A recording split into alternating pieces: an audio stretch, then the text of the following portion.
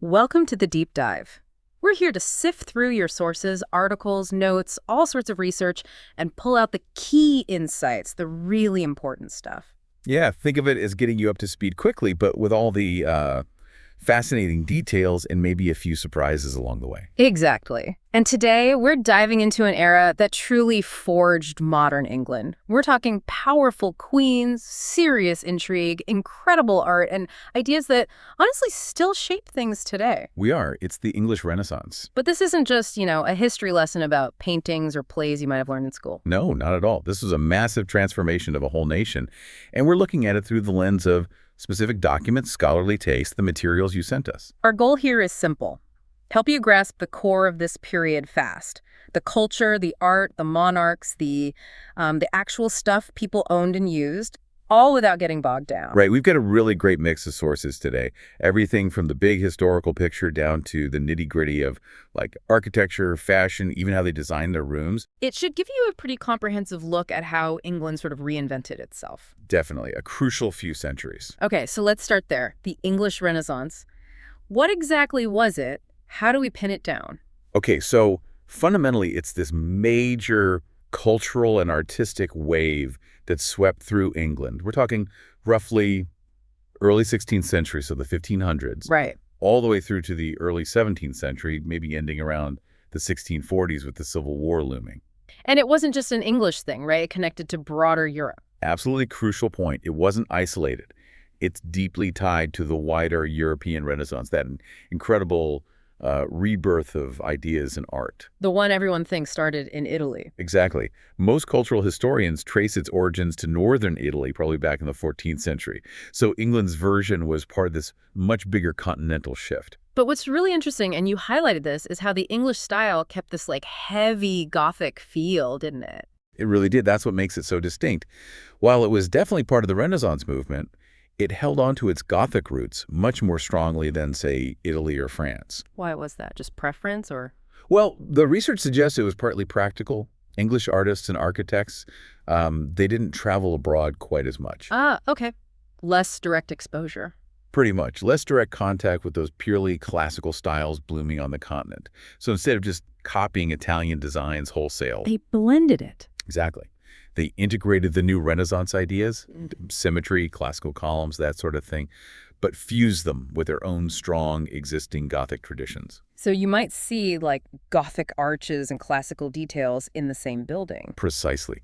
It created this fascinating hybrid style, uniquely English, heavier, maybe more ornate than the continental stuff, but really compelling, a real mix of old and new. So who was steering the ship during all this change? You mentioned the monarchs. Yes, the monarchs are absolutely central.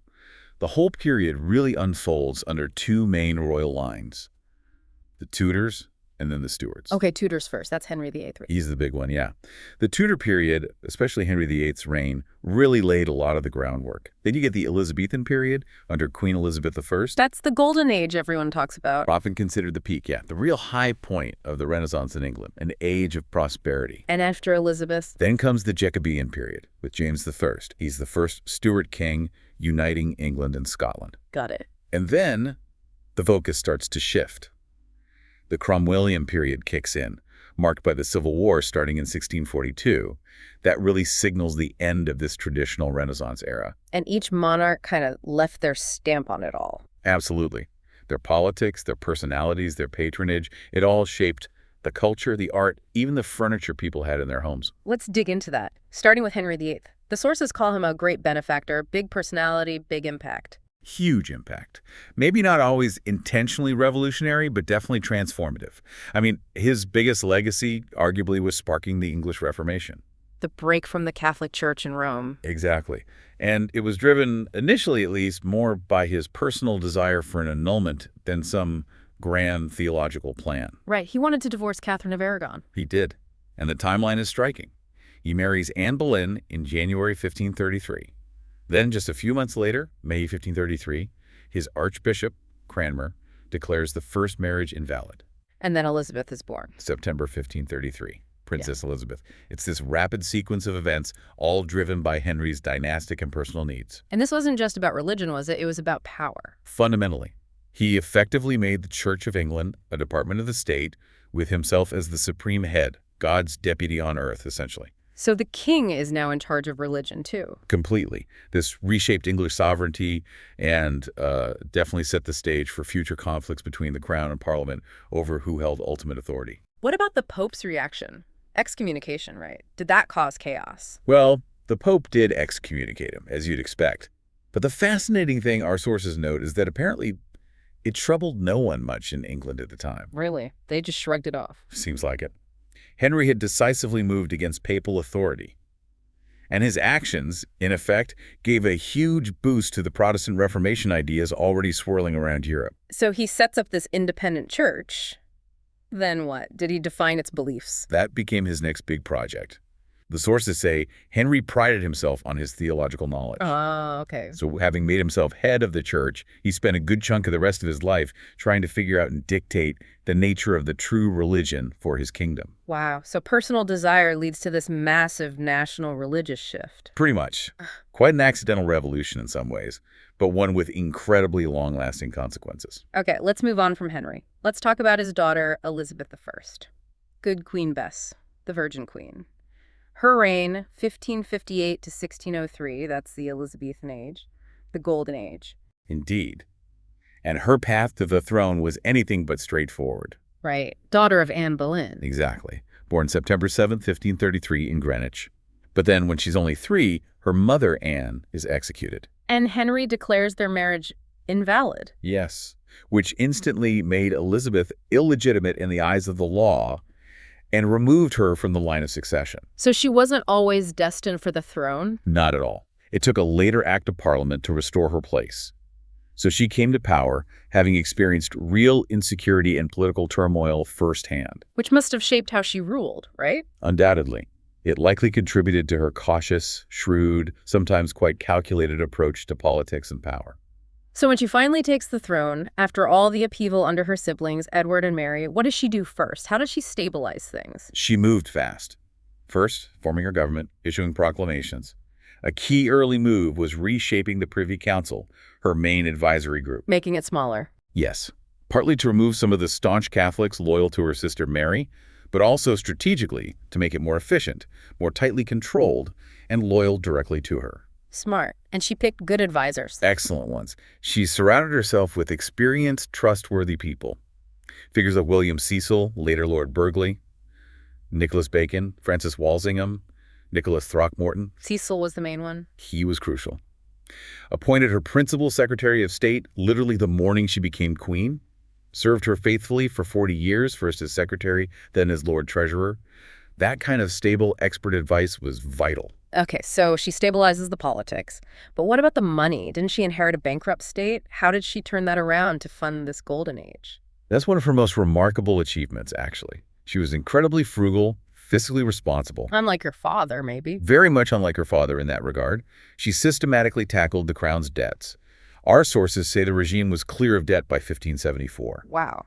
And even better, by 1584, the crown had a surplus of £300,000. A huge amount back then. How? Just by cutting spending? That was a big part of it. But she also managed to keep taxes relatively low compared to other European powers. Which helps the economy. Exactly. It allowed the English economy to expand. Now, we have to be clear here, as the sources emphasize. The wealth wasn't shared equally. Not at all. It was distributed with wild unevenness. Life for ordinary people was still very hard. But nationally, there was more wealth overall, which helped foster stability and, allowed for patronage of the arts and sciences. And the sources are quite blunt about how some of that wealth came in, right? It wasn't all just good housekeeping. Extremely blunt. And it's crucial not to gloss over this. Yes, fiscal policy helped, but a significant portion of the prosperity fueling the Golden Age came from much more aggressive, frankly brutal activities. Like what? Like explicitly stealing from Spanish treasure ships. Outright piracy, state-sponsored in some cases. Yeah. Also raiding settlements with low defenses, particularly in the Americas. And tragically, selling African slaves. The beginnings of England's deep involvement in the transatlantic slave trade. So the Golden Age has this darker underpinning. Absolutely. It's vital to understand that complexity. The image of Good Queen Bess coexists with these harsh economic realities that built England's power. It connects directly to early colonialism and exploitation. We have to report that impartially, as the sources lay it out. Okay. What about military power? Was England throwing its weight around Europe? Not really in terms of land armies.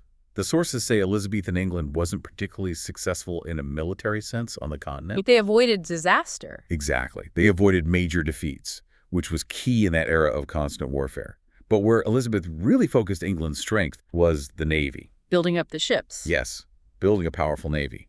And that paid off spectacularly with the defeat of the Spanish Armada in 1588. A huge moment. Massive. Secured England, boosted national morale, and really cemented England's future as a major maritime power. And personally, she cultivated this virgin queen image. What else do we know about her life?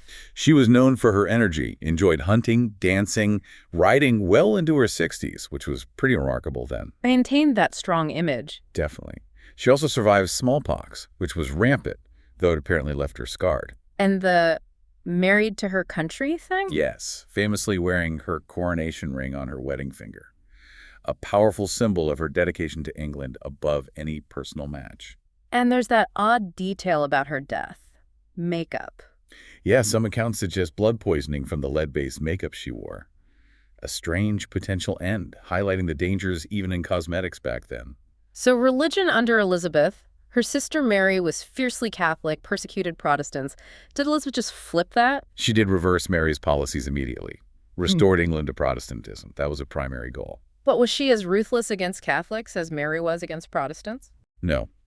While she certainly suppressed Catholicism, especially when plots against her emerged, the sources describe her campaign as more moderate and less bloody than Mary's. So a lighter touch. Or something else. Well, what's really fascinating, according to the analysis, is that Elizabeth wasn't necessarily driven by deep personal Protestant conviction or intense hatred of Catholicism either. What drove her then? Pragmatism, law and order, maintaining her authority. She saw the religious passion on both sides, extreme Protestants or Puritans and die-hard Catholics, as potentially disruptive. So religion was a tool for stability. Essentially, yes. Yeah. Her main concern seems to have been preventing religious extremism from causing chaos. Conformity was more about state security than saving souls, perhaps. A very political approach to faith. Okay, moving on. James I, first Stuart king, 1603 to 1625. Styles himself king of Great Britain. Big change. Big change indeed. And a very different style monarch from Elizabeth. How so? James was a huge advocate for royal absolutism, the divine right of kings. Meaning the king answers only to God. Exactly, not to Parliament.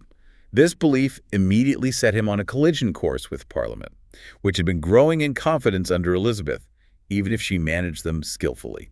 So conflict was baked in from the start. Pretty much. Yeah. James's whole approach laid the groundwork for the intense struggles between Crown and Parliament that would explode under his son, Charles I, leading to the Civil War. What made his reign so controversial right away? People must have compared him to Elizabeth. They certainly did. Several things caused friction. One was his lavish spending, especially on his favorites. Parliament, holding the purse strings, did not approve. Okay, money troubles. What else? His relationship with Parliament itself was tense. He summoned them only once between 1612 and 1622. Basically tried to rule without them for a decade. Circumventing them. Yes. And he levied unpopular taxes on imports and exports without their consent, which they saw as a direct attack on their traditional rights. And foreign policy. That was another sore point. He tried to forge an alliance with Catholic Spain. England's big enemy. Exactly. Most English people viewed Spain with hostile religious differences, the Armada, So trying to buddy up with them was deeply unpopular and suspicious. All adding fuel to the fire. What about his religious stance? He came from Presbyterian Scotland, right? Did that influence him? You'd think so. He was tutored by Presbyterians, even supported Puritanism publicly in Scotland.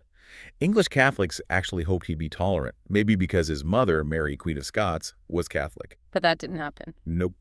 Those hopes were pretty quickly dashed. James basically continued Elizabeth's policies of suppressing Catholicism. Even intensified them. Especially after the Gunpowder Plot in 1605. That failed Catholic conspiracy to blow up Parliament, and the king gave him all the justification he needed. So it all ties back to his belief in absolute power. It seems so. It wasn't really about favoring one faith over another deep down. It was about ensuring his total authority. Anyone challenging that, Catholic or radical Protestant, faced suppression. The Anglican Church became even more cemented as an instrument of royal control. Right. So these monarchs, Henry, Elizabeth, James, they set the political and religious stage. Now let's get into the culture, the tangible stuff. Fashion. This is where it gets really visual. How did people dress, especially under Elizabeth? Oh, Elizabethan fashion was something else. Highly structured, often incredibly elaborate, especially for the upper classes. Think layers, think stiffness, think display. Okay, break it down for us. Headwear. You had bonnets, but not like today's. These were fabric shaped with wires. Apparently, Anne Boleyn introduced a style. Elizabeth's mother again. Yes, often a half-moon or crescent shape, like a fancy headband with a veil hanging down the back, framing the face. And the body? Tight. Very. The bodice was typically V-shaped, tapering down sharply to the waist. Created a really stiff, elongated torso look. And the collars. The ruffs. They're iconic. Absolutely the most defining feature, the ruff. It started as just a simple ruffle of the neck of the shirt or chemise. But then they got bigger. Much bigger. Thanks to starch. Starch was key. It allowed them to make these ruffs stand up, get wider, more elaborate, sometimes huge, like platters around the neck. What was I made of? Fine muslin, sometimes delicate lace or muslin edged with lace, and you'd often have matching cuffs at the wrists. Must have been uncomfortable. Oh, incredibly stiff. Forced a very particular posture, very upright, head held high. It was all about that regal look. And the skirts. Those massive gowns. That was the farthingale, essentially the hoop skirt of its day. How'd it work? It evolved. Started as just a padded roll, like a bolster tied around the waist to make the top of the skirt flare out. Okay. But then it developed into a full-on hoop structure. Strips of whalebone baleen, it's called, or wood, or even steel, were sewn into horizontal channels in an underskirt. Creating that wide cone shape. Exactly. Or sometimes more drum-shaped later on. It created this huge, rigid silhouette.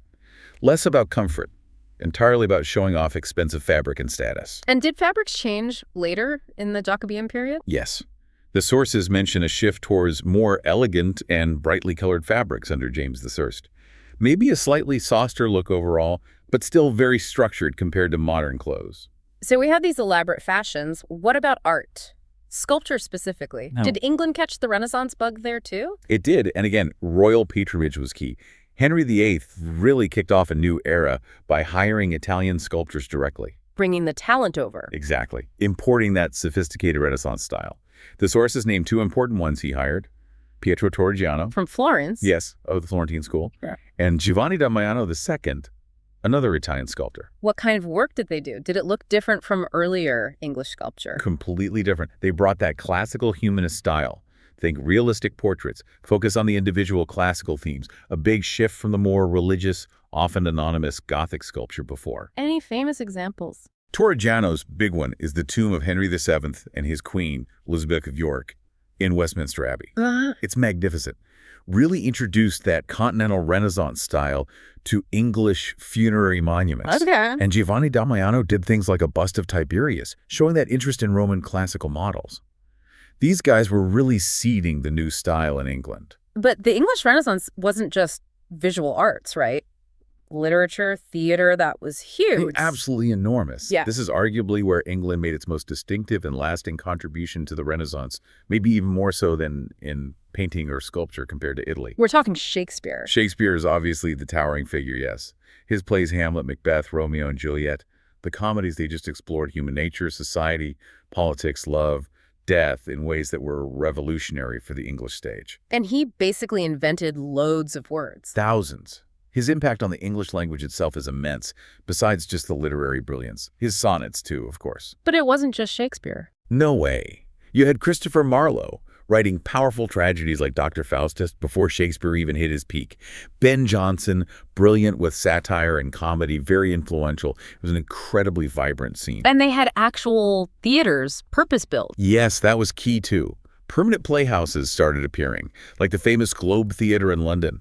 This made theater accessible to a much wider audience, not just the court. Rich, poor, everyone could go. So theater was like mass entertainment, but also more. Definitely more. It was a place to explore big ideas. Morality, politics, the changing world, the nature of kingship, all debated and dramatized on stage. It really reflected the energy and anxieties of the age. Okay, plays, poems. What about music? Was there a soundtrack to the English Renaissance? There absolutely was. Another golden age, especially for vocal music. You had composers like Thomas Tallis and William Byrd writing incredible, complex church music, often polyphonic. Polly what? Polyphonic meaning multiple independent vocal lines weaving together. Very intricate, very beautiful. Then you had figures like John Dowland, famous for his melancholic lute songs. Very expressive personal music. And the madrigal. I've heard of that. Yes. The English madrigal school was huge.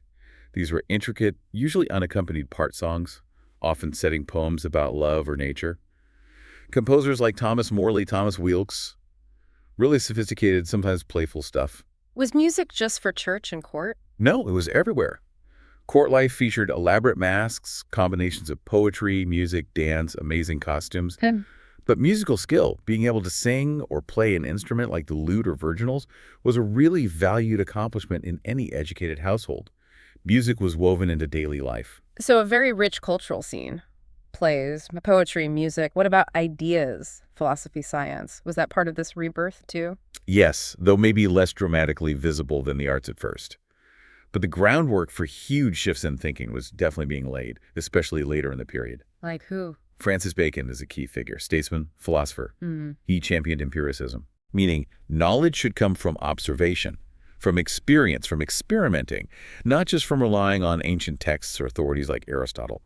This was a radical idea, really pushing towards this scientific method. So questioning old assumptions. Exactly. It set the stage for the scientific revolution that followed. You also see advances in things like cartography, map-making, driven by exploration, a growing interest in the natural world, in practical knowledge. Were people forming groups to discuss this stuff? The very beginnings of scientific society started to emerge. Places for inquiry, sharing findings. It was a gradual but profound shift towards a more rational, observational way of understanding the world, moving away from purely religious explanations for everything. Big long-term impact. Fascinating. Okay, let's shift back to the physical world. Architecture. How did buildings change? We talked about that Gothic Renaissance blend. Right. Elizabethan architecture really embodies that transition. You see more emphasis on symmetry, using classical bits like columns or pediments, but still often with that heavier, more ornamented Gothic feel compared to pure Italian Renaissance buildings. So grand houses were being built. Oh, yes, especially the prodigy houses. Huge mansions built by courtiers and nobles to show off wealth and hopefully impress the queen if she visited. What did they look like on the outside? Still castle-like? Less fortress-like, more domestic, but still imposing, often quite symmetrical facades. The sources note that the exterior could be relatively plain, maybe just horizontal moldings dividing the stories, but the interiors were often incredibly rich. And inside, different floors had different vibes. Yes, a clear hierarchy. Ground floor, often lower ceiling service areas, less formal rooms.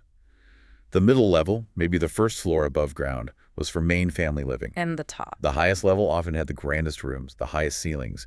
Staterooms, long galleries for ceremony, for showing off art and wealth, designed to impress. Can you give us some examples? What's a classic Elizabethan house? Hardwicke Hall is the prime example.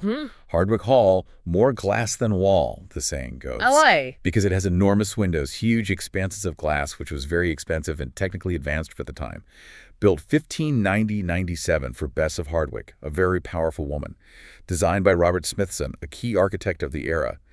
It really showcases that ambition and the move towards light and openness. Any others? Richmond Palace is also mentioned as significant for the period, showing these trends. Then comes Inigo Jones. You mentioned him. He changes things, brings in a purer style. He absolutely does. He's a pivotal figure. He's the one credited with really introducing proper formal Renaissance classicism to England. How? Did he travel? Yes, crucially.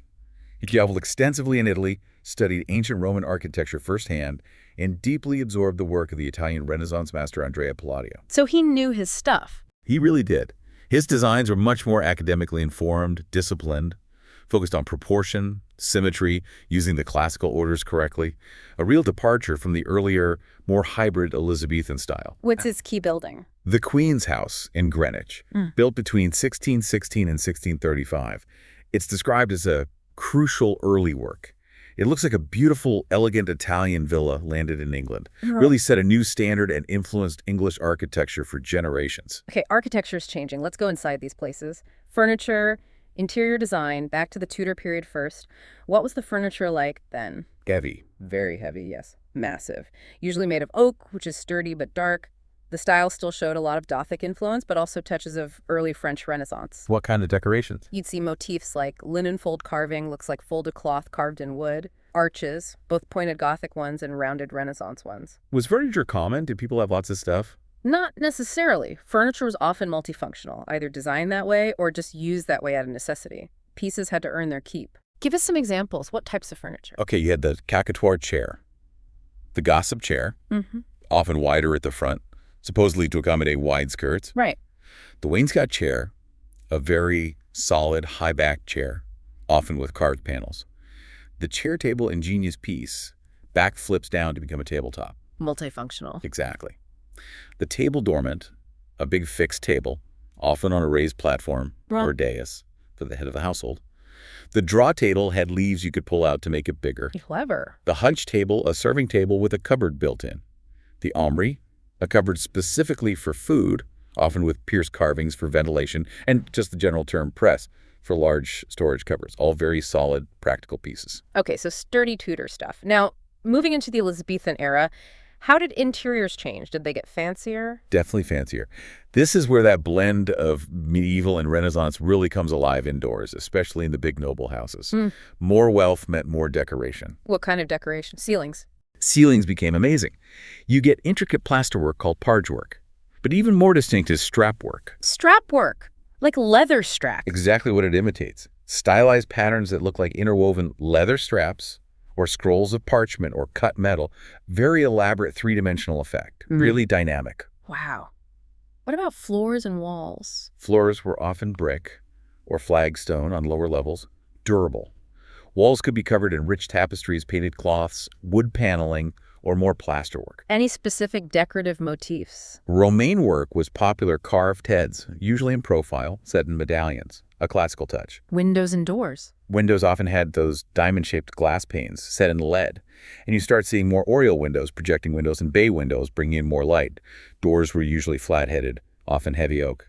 Can we picture a typical Elizabethan room? You mentioned plasmar. Yes, plasmar in Wales gives a good feel, maybe slightly more modest, but well-preserved because the Queen visited.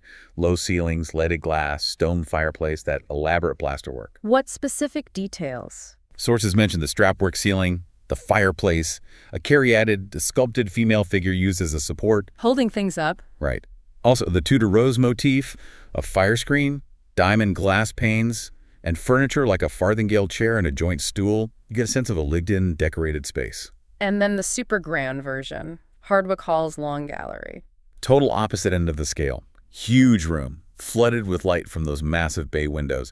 Walls covered in expensive tapestries for warmth, decoration, storytelling. What else screams Elizabethan grandeur there? The strapwork ceiling again, big paintings, a massive fireplace is the focal point, classical details like pilasters, those flat columns and the entablature above them, maybe a canopy over a state chair, niche windows, big, rich rugs.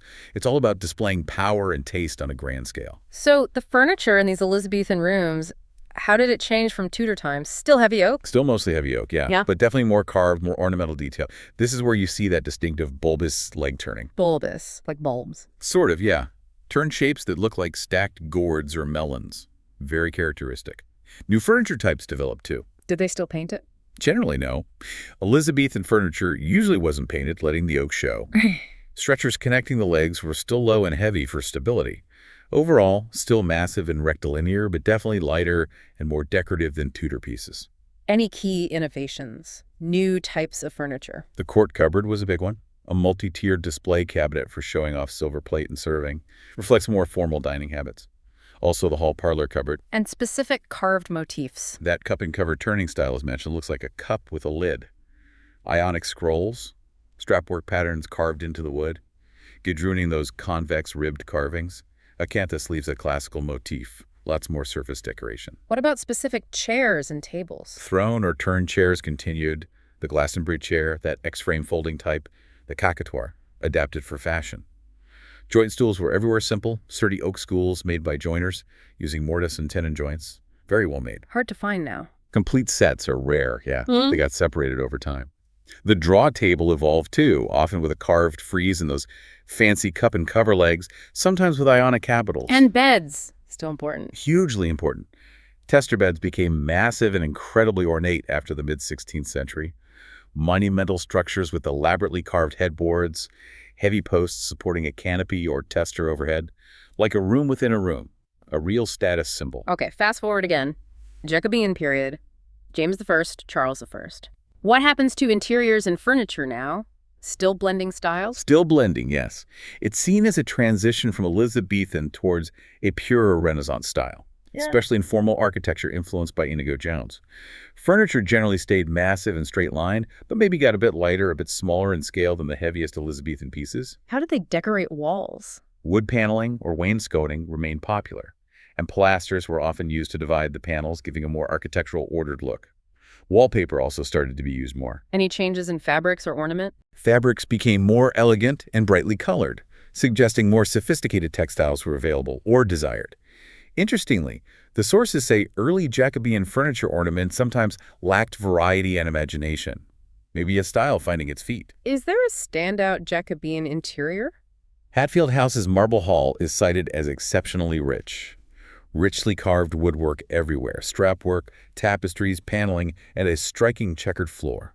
Pure Jacobean grandeur. And the furniture itself? New inventions, refinements? Yes, some important innovations. Drop leaf tables and gate leg tables appear very practical for saving space. Comfort improving. Definitely. Seats and backs started being fully upholstered with the fabric nailed directly to the frame. Much more comfortable than sitting on plain wood. What did the legs look like? Still bulbous? No, that changed. Spiral turns became popular for legs and carved scrolls. A different look.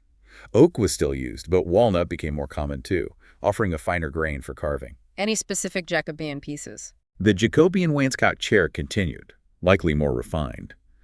The farthingale chair became really prominent early in the 17th century, upholstered, armless, designed specifically to accommodate those wide skirts. So fashion still driving furniture design? Absolutely. Turn chairs evolved too. Descriptions mention baluster turn splats, ring turn rails, bobbin spindles, lots of intricate turning techniques. Joint stools remained essential. You also get clever combo pieces like carved oak table settees, a bench where the seat lifts up to reveal a storage chest. Often dressed up with velvet cushions and fringes, oak side tables with folding gate leg supports. What about big tables? Oak refectory tables continued. Long plank tops, carved friezes, multiple legs, often united by stretchers. The leg style shifted from the Elizabethan cup and cover to more of a modified baluster shape. Oak was typical, but walnuts and U versions appear too. So a gradual evolution towards slightly lighter, more comfortable, sometimes more versatile pieces with changing decorative styles. It's a good summary, yeah. Yeah. Building on the past, but adapting. Okay, one last period mentioned, Cromwellian. This is during the Civil War, right? Mm-hmm. How did that upheaval affect design? Austerity? Somewhat, yes. The Cromwellian period, kicking off with the war in 1642, saw furniture become generally lighter in scale again. Simpler lines sometimes, reflecting maybe the Puritan influence or just wartime conditions. Any distinctive features? You see knob turning on chair legs, prominent rounded knobs. Backrests changed, sometimes crescent-shaped rails, sometimes arcaded backs that look like mini arches. Were they comfortable? Stretchers were often at 2 levels for stability on these lighter frames. And interestingly, pieces were often fully upholstered, maybe suggesting a desire for comfort amidst the turmoil. Were there regional differences? Yes, strong regional styles existed. The notes mention a Yorkshire-Derbyshire chair type from around 1600 with carved arched rails and split bobbin moldings. Lots of detail in chair design then. Very specific details are noted. Arcaded top rails with knobbed finials, uprights with scrolled finials, turned front legs, continuous floor stretchers plus side stretchers. Some had elaborate hooped cross pieces. Seats were often slightly dished to hold a cushion better. A real focus on construction and perhaps increasing comfort, even in simpler forms. So even in wartime, design evolves. Okay, wrapping up the visual feel, what about colors? What was the color palette of the English Renaissance? Beyond the richness of tapestries and fabrics, the core background colors mentioned are Pompeii red, a deep earthy red, ivory white for contrast, lightness, and rich brown from all that dark oak furniture and paneling. So quite earthy and regal. Exactly. A strong, quite grounded palette that would have defined the look of interiors, clothing, the whole aesthetic, adds that final layer to picturing the era.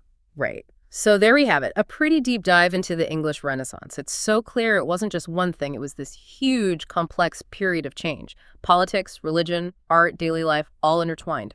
Absolutely. And seeing how it all connects, how a king's desire changes a nation's faith, how fashion literally shapes furniture, how Italian ideas blend with English traditions, it gives you such a richer understanding. You see the threads connecting everything. It really does. It makes you appreciate how these major shifts happen, mixing old and new, local and foreign. Which leads to a final thought for you, our listeners. Considering this blend in the English Renaissance, the old Gothic with the new classical, the English way, absorbing foreign ideas, what similar cultural deep dives might be happening right now in our world today, maybe in tech or social ideas or art, shaping the future in ways we don't quite see yet. Something to think about.